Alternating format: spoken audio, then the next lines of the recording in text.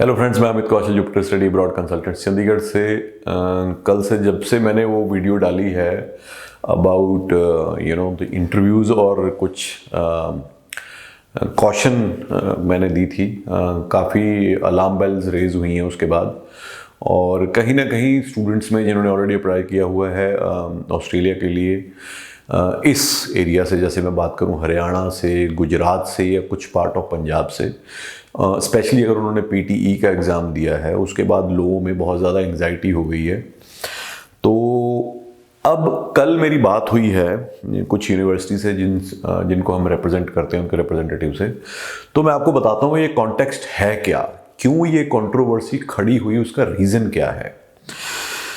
I will not quote anybody जिसने मुझे बताया, but from the very informed sources मैं आपको ये इन्फॉर्मेशन देने वाला हूँ। ये फर्स्ट हैंड इन्फॉर्मेशन है। इसी वीक के बिगिनिंग में, मेरे ख्याल मंडे या ट्यूसडे को, ऑस्ट्रेलियन हाई कमीशन ने, डिपार्टमेंट ऑफ होम अफेयर्स जिसको अब बोलते हैं हम, उन्होंने जितनी भी ऑस्ट्रेलियन यूनिवर्सिटीज़ हैं उनके जितने भी रीजनल डायरेक्टर्स हैं, मेन रिप्रेजेंटेटिव्स हैं जो यहाँ पे इंडिया बेस्ड हैं, उन सभी को मीटिंग के लिए बुलाया। So there were around 44 to 46 representatives of all those universities. तो there's a lady named Elizabeth who is in Department of Home Affairs. So she was just reviewing she wanted to review the application because पिछले 2-3 महीने में, जब से ये Australia खुला है December onwards, एकदम इन्फ्लक्स ऑफ एप्लीकेशंस आया एकदम। तो उसमें उन्होंने देखा कि there have been lot of fraudulent documents submitted by the students or their agents while uploading their visa applications. और they were of the view कि बहुत सारे ऐसे फ्रॉड एजेंट्स बड़ी बड़ी यूनिवर्सिटीज़ को टारगेट कर रहे थे कि वहाँ पे, जैसे बहुत सारी यूनिवर्सिटीज़ हैं जो लेवल 1 की यूनिवर्सिटीज़ हैं, जो कि डॉक्यूमेंटेशन उतने रिगरसली चेक ही नहीं करते, जिनका जीटी प्रोसेस उतना रिगरस है ही नहीं है। So they, वो सारे documents they just gone through the process of even the admission team of all those universities, और वो फाइलें एम्बेसी में लग गई। बट एम्बेसी के जो ऑफिशियल्स हैं, एम्बेसी के पास ऐसे टूल्स हैं या ऐसा एक मैकेनिज्म है जिससे उनको फ्रॉडुलेंट का और जेन्युइन का पता चल जाता है।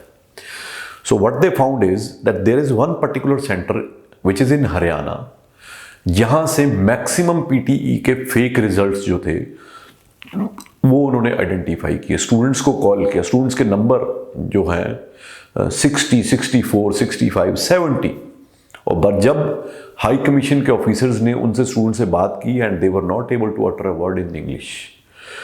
सो धीरे धीरे ये एक वर्ड हुआ, उसके बाद they found out that this has been become the trend.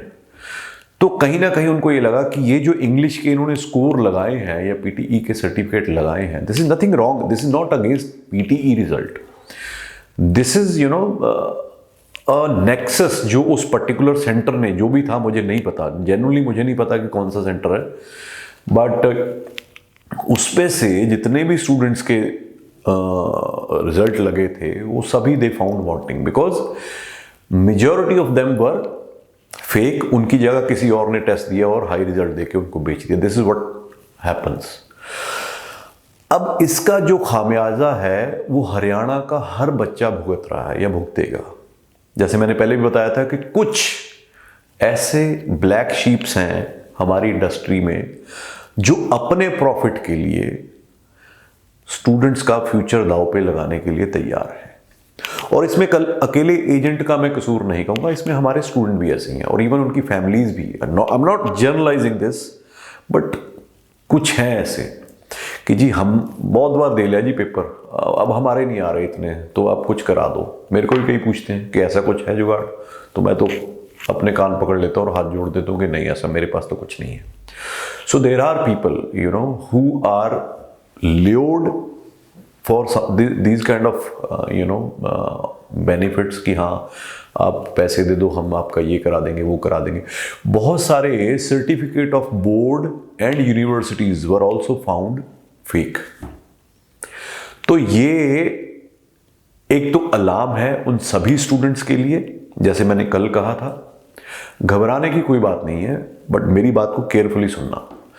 अगर आपने जेन्युइनली अपना पीटीई का एग्ज़ाम दिया है, कोई आपने फेक डॉक्यूमेंट नहीं लगाया है अपनी फाइल में, आपको बिल्कुल घबराने की ज़रूरत नहीं। Even if you get interviewed by the high commission, you can very well, आपको कुछ नहीं करना, just prepare what you have submitted in your SOP. SOP में क्या लिखा है, कई बार क्या होता है हम एसओपी कई बार खुद बनाते हैं, कई बार किसी की हेल्प लेते हैं, नथिंग रॉन्ग इन इट। तो जो जो चीज़ें एसओपी में आपने लिखी हैं उनको अच्छी तरह से रिहर्स करो। नंबर 1, आपकी फैमिली इनकम क्या है, फाइनेंशियल्स क्या है, उसको रिहर्स करो।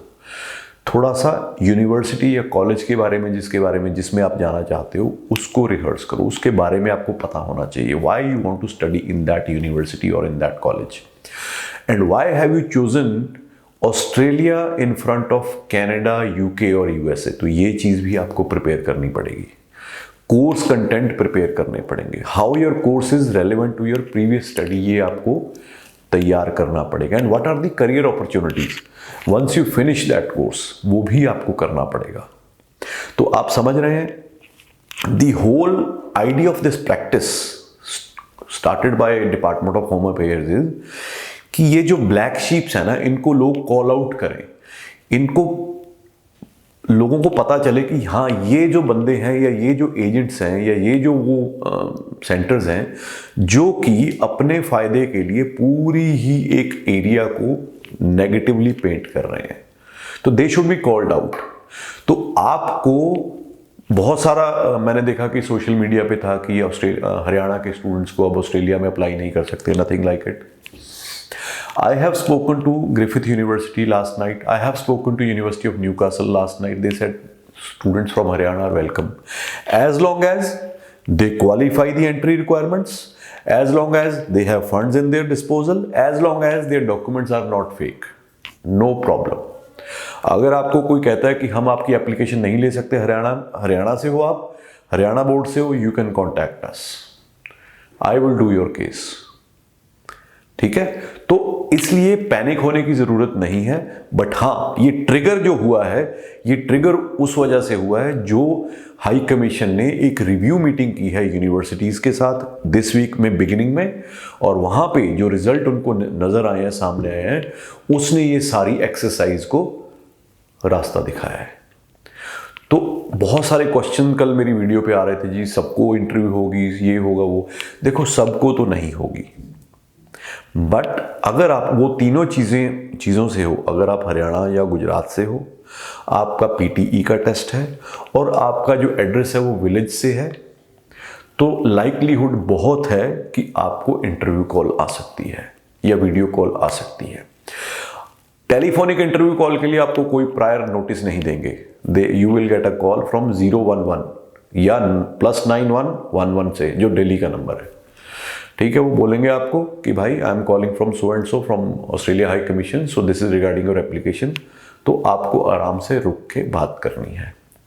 अगर वो आपको वीडियो कॉल करना चाहते हैं तो प्रॉबली होगा वो आपको बोलेंगे we want to speak to you over video call, चाहे वो व्हाट्सएप वीडियो कॉल हो, चाहे वो जूम हो, चाहे वो आपका फेस टाइम हो, किसी भी तरीके से। उस केस में आपको शायद आधे पौने घंटे का टाइम मिल जाएगा। सो द पॉइंट इज, अगर आपकी एप्लीकेशन, अच्छा ये किसको आएगी? जिसकी एप्लीकेशन एम्बेसी में सबमिट हो गई है। जो अभी एडमिशन प्रोसेस में है उनको नहीं आएगी, क्योंकि उनको तो हाई कमीशन में पता ही नहीं एप्लीकेशन का। बट हाँ, अब जिनकी एप्लीकेशन सबमिट हो गई है, चाहे आपका मेडिकल हुआ है चाहे मेडिकल नहीं हुआ है, there is likelihood that you may receive a call, number 1। Number 2, आपको अपनी प्रेपरेशन करके रखनी है। You should not be found wanting when they ask you, और बिल्कुल भी पैनिक नहीं होना। Suppose you are travelling in a bus, बहुत सारे केसेस में होता है कि स्टूडेंट जो है बस में ट्रैवल कर रहा है, ऑब्वियसली आसपास बहुत ज़्यादा आवाज़ होती है, तो आपको पोलाइटली फ़ोन उठाना है, उनको बोलना है सर मैम गुड मॉर्निंग या गुड आफ्टरनून, पहले उनको ग्रीट करना है। Then you can tell them that currently ma'am I am travelling in the bus, so I am not in a position to talk to you, so can you give me call after, कि मैं जितने बजे पहुंच जाऊं यहाँ। तो उस case में आप उस तरह से उनको पोलाइटली बोल सकते हो। You should not disconnect the phone. ये मत करिएगा। और अगर आप बस में भी ट्रैवल कर रहे हो तो कोशिश करिएगा कि आधे घंटे से ज़्यादा का टाइम उनको मत दीजिएगा, ठीक है।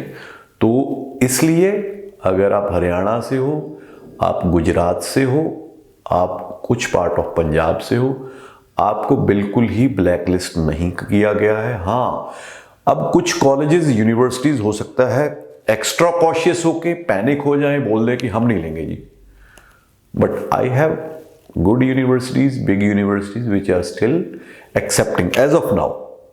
कल आने वाले में क्या होगा मुझे नहीं पता, बट एज ऑफ नाउ, क्योंकि कल मेरी रात बात हुई है और आज सुबह तक मेरे को कोई ऐसी मेल नहीं आई है कि भाई हम एक्सेप्ट नहीं करेंगे, as of now they are accepting. तो अगर आप क्वालिफाई करते हो, जेन्युइन स्टूडेंट हो और you have the financial capacity to support your studies in Australia, you are most welcome to visit us. कोई और क्वेरी है इस वीडियो के कमेंट सेक्शन में आप लिखिए, I will be more than happy to answer you. Thank you.